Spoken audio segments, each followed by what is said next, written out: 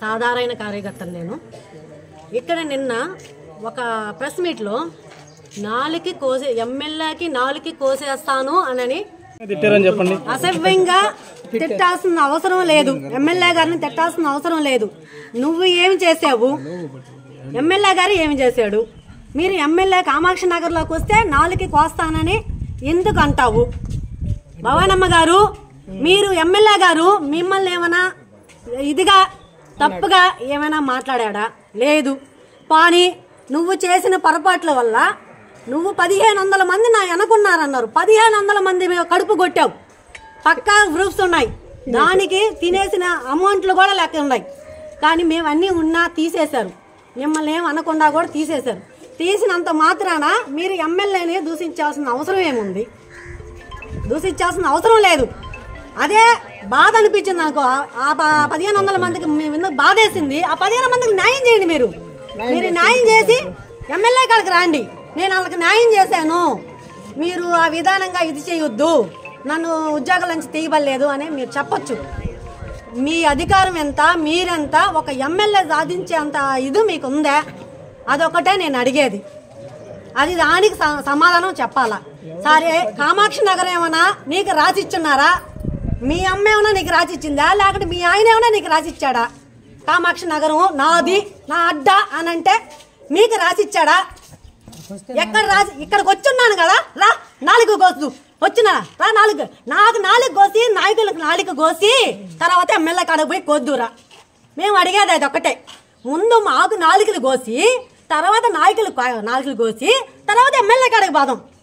నువ్వు రాబల్లా నేనే తీసుకొచ్చి కామాక్షి నన్ను నిలబెడతాను. నువ్వు 4 కొద్దురా అమ్మ. నా పేరు ధనలక్ష్మి, మాది వెడవలూరు. నిన్న ఎమ్మెల్యే గారి ప్రోగ్రాం జరిగింది.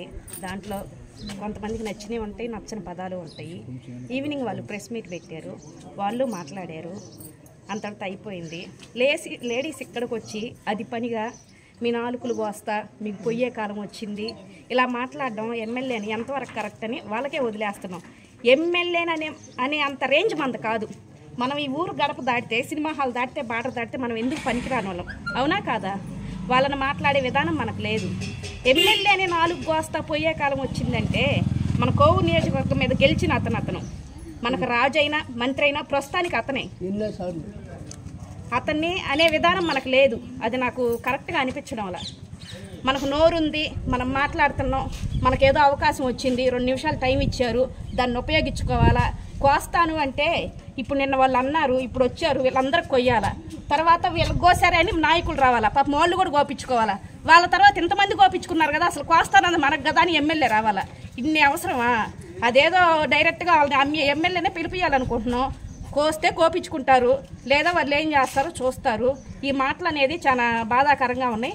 ఒక లేడీస్ మాట్లాడాల్సిన మాటలు అయితే కాదని మేము అనుకుంటున్నాం. అది మన్మథరావుపేట. నా పేరు రమణమ్మ. మా ఎమ్మెల్యే గారు ప్రతి ఒక్కరిని, చిన్నలు కానీ పెద్దలు కానీ ప్రతి ఒక్కరిని ఆయన అంత సొంత బిడ్డల్లాగా చూశాడు. ఇప్పుడు మాట్లాడిన వాళ్ళు, నిన్న ప్రెస్లో పెట్టి మాట్లాడిన వాళ్ళని కూడా కొద్ది రోజులు ఆయన సహాయం చేశాడు, వాళ్ళకి దగ్గర తీసుకున్నాడు. ఆ భవానీ అనే ఆమెకి కోట్లు కాదు లక్షలు తినేస్తుంది. పొదుపులో వాళ్ళందరూ లక్షలు తినేస్తుంది. ఆమె కూడా ఎమ్మెల్యేని మాట్లాడలేదు, 4 కోస్తానని చెప్పింది. ఆ 4 కోసేవాళ్ళు ఉన్నాం, మేమున్నాము.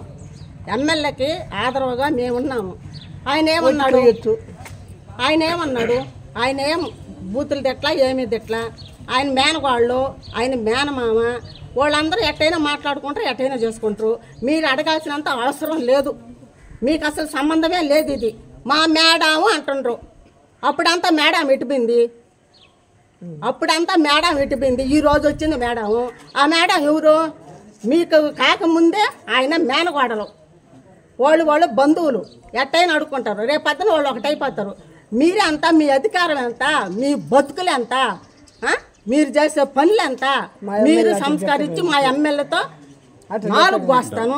కామాక్షి నగరం మీద లక్షలు దోసిపెట్టాడా? ఈమెమన్నా లక్షలు దోసిపెట్టిందా? ఏం కాదు, మాట్లాడకూడదు అసలు. నువ్వు 4 కోస్తాను, తొడగొట్టేస్తాను అంటే కుదరదు. రేపు మళ్ళీ ఎలక్షన్ అయిపోయిన పట్టిన వాళ్ళు అందరూ ఒకటి అయిపోతారు. వాళ్ళు అప్పుడు ఏం చేస్తావు నువ్వు గెలిచిన తర్వాత ఏం చేస్తావు? రేపు వచ్చేది ప్రసన్న కుమార్ రెడ్డే, ఇంకెవరు రారు.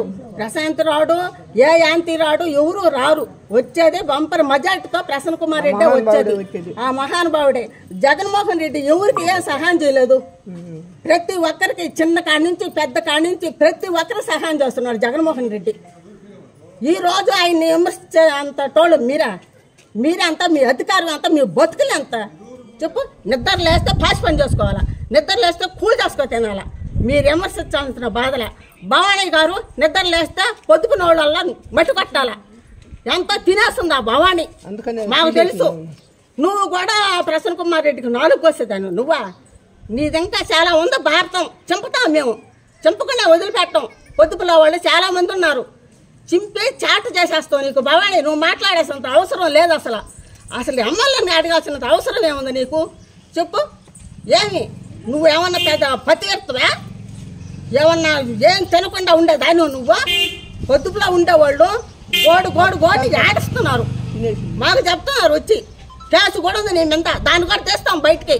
నువ్వు బయట వచ్చి మాట్లాడాల్సినంత అవసరం లే. నీకు అసలు సంబంధమే లేదు. ప్రసన్న కుమార్ రెడ్డిని ఎవరు విమర్శించి అడిగేదానికే లేదు.